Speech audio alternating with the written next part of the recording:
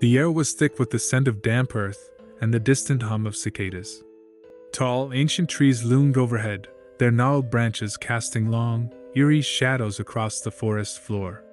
Sarah led the way, her hiking boots crunching on the carpet of fallen leaves. The forest seemed to close in around them, muffling the sounds of civilization and creating an eerie silence broken only by the occasional rustle of leaves or the distant caw of a crow. Jake, the youngest of the group, stuck close to Sarah, his wide eyes darting nervously from side to side. "Are you sure this is the right path, Sarah?" he asked, his voice barely more than a whisper. Sarah turned to him, a reassuring smile on her face. "Absolutely, Jake. This is the same path my grandpa used to take me on when I was a kid. Trust me, it'll lead us straight to the old cabin." Emily, the skeptic of the group, couldn't help but voice her concerns. "I don't know, Sarah, this place gives me the creeps. Are you sure it's safe?" Tom, always the optimist, chimed in. "Come on, Em, it's just a forest. What's the worst that could happen?" They pressed on, the trees seeming to close in tighter around them with every step. The fading light of the setting sun cast long, twisted shadows on the forest floor, adding to the sense of foreboding. As they walked, Sarah couldn't shake the feeling that they were being watched. Every snap of a twig or rustle of leaves sent her heart racing. She pushed the thought aside, attributing it to an overactive imagination. After what felt like hours, they stumbled upon the cabin. Its weathered boards and sagging roof gave it an almost sinister appearance. Emily's eyes widened in disbelief. "You're seriously planning on staying here?" she asked, her voice tinged with incredulity. Tom, always the one to lighten the mood, tried to make a joke. "Well, it's not exactly the Hilton, but it'll do for a night." As they settled in, the sense of unease didn't dissipate. The creaks and groans of the old wood seemed to echo through the stillness, punctuated by the distant hoot of an owl. Sarah gathered them around the fading campfire, the glow of the flames flickering against the encroaching darkness. She tried to inject confidence into her voice. "We'll be fine, guys. Just stick together and keep your wits about you." But even as she spoke, she couldn't shake the feeling that they were not alone in the woods, that something sinister lurked just beyond the edge of their vision, waiting for the perfect moment to reveal itself. Little did they know, the true horrors of Blackwood Forest were yet to come. The night deepened, and an unsettling silence settled over the forest. The fire crackled, casting eerie shadows on the dilapidated cabin's walls. The friends huddled close, seeking warmth and reassurance. Emily, her skepticism not easily shaken, couldn't help but voice her unease once more. "I can't believe we're actually staying here. This place gives me the creeps." Sarah, determined to maintain a sense of adventure, chuckled nervously. "Oh, Em, it's all in your head. It's a little spooky, but we've got each other." Tom, ever the joker, added. "Yeah, and if things get too scary, we can always sing campfire songs to chase away the ghosts." The feeble attempt at humor did little to lighten the mood. The cabin itself seemed to have absorbed the terrors of the forest, and its warped boards and ancient, dusty furnishings created an atmosphere of dread. Shadows danced on the walls, making it feel as though they were being watched by unseen eyes. Mia, who had been unusually quiet, stared at the rusted-out stove in a corner. "I wonder when this place was last used. It's like a time capsule from the past." Jake, who was beginning to feel the weight of the forest's oppressive atmosphere, nervously fumbled with a flashlight, casting anxious glances at the cabin's windows. "Are you sure we're alone here, Sarah? I keep hearing strange sounds outside." Sarah tried to sound confident. "It's probably just the wind, Jake. This place is old, and it makes all sorts of noises, nothing to worry about." But as the night wore on, the sounds from the forest intensified. Whispers, like faint cries, reached their ears. It was as if the very trees were murmuring secrets that none of them could comprehend. Goosebumps prickled their skin, and Emily clutched her arms tightly. "What was that?" she asked, her voice quivering. The others strained their ears to listen, but the mysterious whispers seemed to fade as quickly as they had come, leaving only an unsettling silence in their wake. The eerie sensation lingered, an unspoken dread that bound them together. Tom leaned in closer to the fire, trying to dispel the unease with his own laughter. "Come on, guys, it's just the wind playing tricks on us, nothing to be afraid of." Yet, even as he spoke, the heavy atmosphere of the cabin, combined with the inexplicable sounds from the woods, made it difficult for anyone to believe that this was just a simple case of nerves. The forest was alive with secrets, and the night had only just begun. The hours passed slowly in the cabin, and the friends couldn't escape the sense of unease that had settled over them. The fire had dwindled to a flickering, feeble glow, barely illuminating their anxious faces. Each small noise outside seemed amplified, echoing through the silence of the forest. Mia, her nerves frayed, spoke up. "I don't know about you guys, but those whispers earlier really freaked me out. It sounded like someone was out there." Sarah, trying to maintain her composure, replied, "Mia, it's probably just some nocturnal animals. We're deep in the woods, after all." But Emily's skepticism persisted. "Animals don't whisper, Sarah, and those whispers were almost like voices, like someone was trying to communicate with us." Jake's anxiety had grown palpable, and he clutched his flashlight tightly, scanning the cabin's corners. What if it's those people we saw earlier, those cloaked figures? What if they're watching us right now? Tom, always the voice of reason, chimed in. "Come on, guys, let's not jump to conclusions. We're probably just tired and on edge. We'll be fine once morning comes." Despite Tom's attempts at reassurance, the unsettling feeling in the cabin refused to dissipate. The friends huddled closer together, seeking comfort in their proximity. As the night wore on, they heard more strange noises outside the cabin. Branches snapped, leaves rustled, and the occasional thump echoed through the forest. Fear gnawed at their hearts, and Sarah couldn't help but voice her own doubts. "I have this feeling," she began, her voice barely a whisper, "that we're not alone out here. Maybe we should have left when we had the chance." Tom attempted to quell her fears. "We can't just hike through the woods at night, Sarah. It's too dangerous. Let's wait until morning." But the hours dragged on, and sleep remained elusive.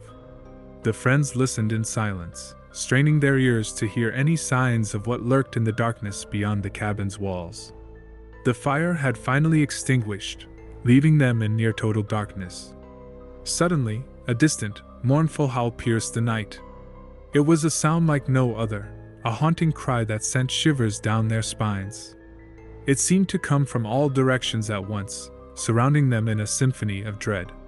Sarah's voice trembled as she spoke. "What was that? Wolves? Bears?" Tom shook his head, his face pale with fear. "I've never heard anything like it. Whatever it is, we need to stay inside and stay quiet."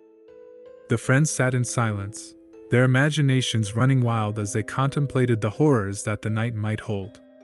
Outside, the forest whispered its secrets, and the shadows deepened, concealing the true nature of their eerie surroundings. Sleep remained elusive, and the longest night of their lives had only just begun. The cabin's interior remained shrouded in darkness, lit only by the faint moonlight filtering through the tattered curtains. The friends huddled together, anxiety gnawing at them, as the mysterious howls in the distance continued to unsettle their nerves.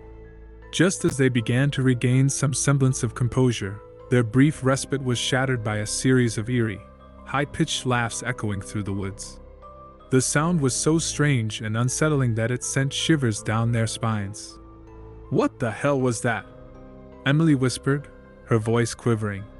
Mia's eyes were wide with fear as she clutched her flashlight.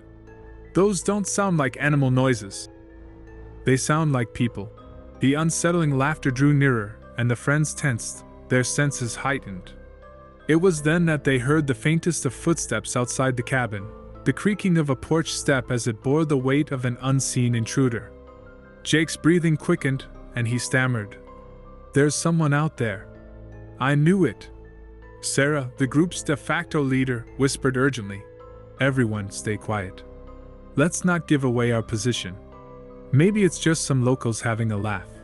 But the laughter turned sinister, morphing into whispers, as if a group of people were conspiring just beyond the cabin walls. The friends strained to make out the words, but the voices remained indecipherable. As the tension in the cabin escalated, the cabin's ancient wooden door rattled as something or someone attempted to push it open.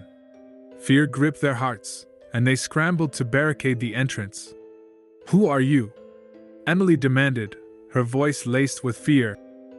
The cabin door rattled again, and then a chilling voice replied, "We are the guardians of these woods. You've trespassed into our territory."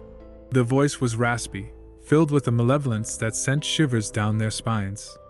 They could make out no features of the intruders, for the darkness outside the cabin was impenetrable. Tom, his voice trembling, asked, "What do you want from us?" The cloaked figure outside hissed, "You have desecrated this sacred place, and now you will face the consequences." The tension in the cabin grew unbearable as the unseen figures continued their whispered conversations. The friends were trapped, surrounded by ominous, hooded figures with unknown intentions. In this remote and sinister corner of the forest, their predicament had taken a harrowing turn. Fear coiled around the friends like a tightening noose as the unseen figures outside the cabin continued their sinister whispers. With hearts pounding in their chests, they knew they had to escape, but the cloaked figures had the cabin surrounded. "We need to get out of here," Sarah hissed, her voice barely audible above the murmurs outside. Tom, his mind racing for a plan, scanned the room. "Through the back window. It's our best chance." They moved with cautious urgency, their every breath strained with anxiety. Emily led the way, her hands shaking as she unlatched the window. The cold night air rushed in as they climbed out, their eyes adjusting to the darkness outside. The forest loomed before them, a black void punctuated only by the distant glow of the moon filtering through the thick canopy. They sprinted, their footsteps muffled by the forest floor's layer of fallen leaves. Branches snagged at their clothes, and unseen roots threatened to trip them in the darkness. Behind them, the sinister whispers grew faint, drowned out by the sound of their desperate escape. Just as they dared to hope they had evaded their pursuers, a piercing scream cut through the night. It was Mia. They skidded to a halt, their hearts constricting with dread. "We have to go back for her," Jake gasped, his voice quivering. Sarah, torn between saving Mia and ensuring the group's survival, made a quick decision. "We can't help her if we're captured too. We need to find help and come back for her later." Reluctantly, they pressed on, their resolve steeled by the urgency of their situation. Unknown dangers lurked in the woods, and their every instinct screamed at them to keep moving. Hours passed as they navigated the labyrinthine forest, their senses on high alert. Eventually, they stumbled upon another abandoned cabin, its presence ominous against the backdrop of darkness. "We can't stay out here," Tom said, his voice hoarse from fear. "Let's go in and figure out our next move." They entered the cabin cautiously, their eyes scanning every corner for signs of danger. The interior was as chilling as the previous one, with peeling wallpaper and a pervasive sense of foreboding. As they caught their breath, Sarah's determination flickered back to life. "We can't let Mia's sacrifice be in vain. We have to find out who those people were and what they want." But little did they know that the cabin held secrets far darker than they could imagine. Unbeknownst to them, the true horrors of Blackwood Forest were about to reveal themselves, and their fight for survival was far from over. The eerie silence of the abandoned cabin enveloped the friends as they caught their breath. Their flashlights swept across the walls adorned with peeling, faded wallpaper, revealing cryptic symbols and disturbing drawings. Tom's voice trembled as he examined the strange symbols. "What the hell is this? It's like some kind of deranged art gallery." Emily felt a chill run down her spine. "I've got a bad feeling about this place. It's like something out of a horror movie." Mia, who had been through a terrifying ordeal, tried to keep her composure. "We can't stay here. It's too creepy. We have to find a way out of this nightmare," Sarah agreed. "You're right, Mia. Let's not stay here any longer than we have to." As they prepared to leave, they discovered an old diary hidden beneath a rotting floorboard. Sarah gingerly opened it, revealing pages filled with the deranged ramblings of a previous occupant. Sarah read aloud, her voice trembling. "The forest hungers for the lost souls who wander into its embrace. We are not alone here.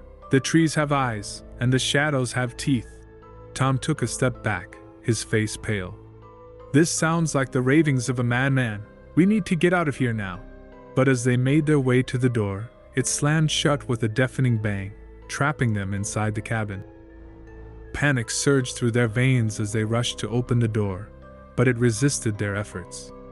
The diary's ominous words echoed in their minds, and they realized they were not alone in the cabin. Suddenly, they heard a guttural growl coming from the darkness within the cabin. Their flashlights revealed a disheveled, emaciated figure, hunched in the corner, its eyes gleaming with madness. Emily gasped. "What is that thing?" The figure hissed. "You've awakened it. The cabin is its lair. It hungers for the lost souls." Terror gripped the group as they realized they were trapped in the cabin with the deranged, ravenous creature. The walls seemed to close in, and the symbols and drawings on the walls took on a sinister meaning. As they scrambled for a way out, they heard more growls and shuffling from the shadows. The cabin of horrors held not only the creature but other, unseen entities that lurked in the darkness. Their fight for survival had taken a nightmarish turn, and the friends knew they had to escape the cabin of horrors before they, too, became a part of its sinister history. The friends were in a frantic scramble to find an escape from the cabin of horrors. Their hearts pounded, and fear gripped them like a vice. The ravenous creature in the corner hissed and lunged towards them, its skeletal frame and matted hair making it a ghastly sight. "Back, back!" Sarah shouted as they retreated from the creature's advance.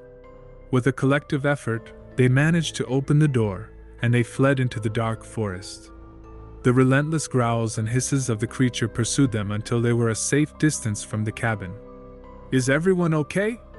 Mia gasped, her voice quavering.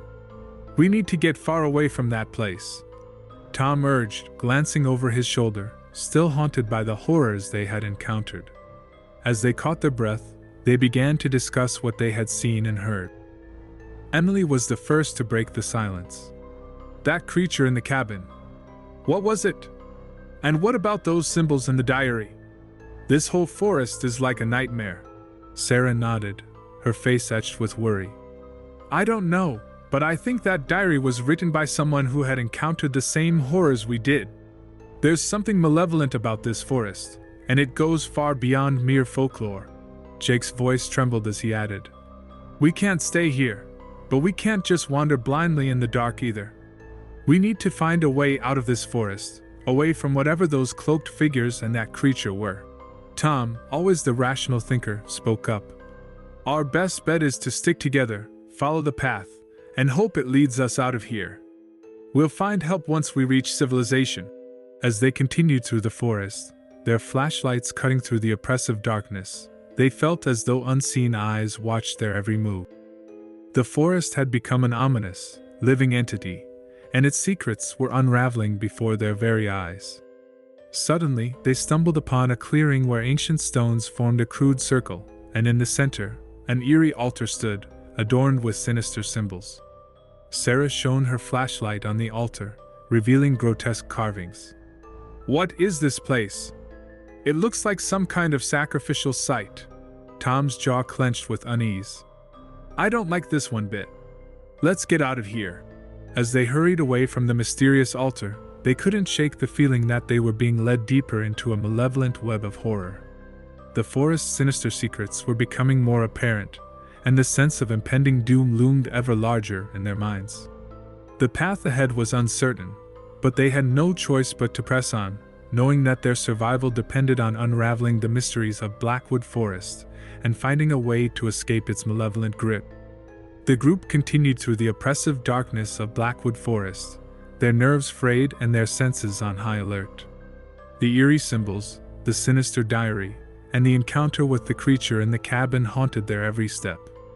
Emily, her skepticism now replaced by fear, whispered, "I can't shake the feeling that we're being watched. It's like the forest itself is closing in on us." Mia, still shaken from her encounter with the cloaked figures, couldn't agree more. "There's something malevolent here, something beyond our understanding. We need to find a way out of this nightmare." Their flashlights swept over the gnarled trees and thick underbrush as they pressed on, their path illuminated only a few steps ahead.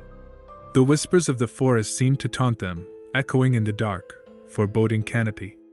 Suddenly, they heard a rustling in the underbrush, and their hearts quickened. The cloaked figures from the previous night materialized in the shadows, their hooded forms blocking the path ahead. "Who are you?" Jake stammered, his voice trembling. The cloaked leader, a tall figure with a menacing presence, sneered. "You are trespassers in our sacred realm, and you have disrupted our ancient traditions." Sarah, summoning her courage, stepped forward. "We didn't mean to intrude, we just want to leave this place." The cloaked figures exchanged whispered words among themselves, their intentions shrouded in mystery. One of them stepped forward, a hand hidden beneath the cloak. In a swift motion, the figure revealed a bone amulet, its significance unclear to the friends. "This forest demands payment for your intrusion," the figure declared, holding the amulet aloft. Fear clawed at the friends' hearts, and they realized that escape would not come easily. A gruesome battle ensued as they fought to avoid the fate the cloaked figures had in store for them. With improvised weapons in hand, they clashed with their mysterious assailants, the darkness of the forest serving as a backdrop to their fierce struggle.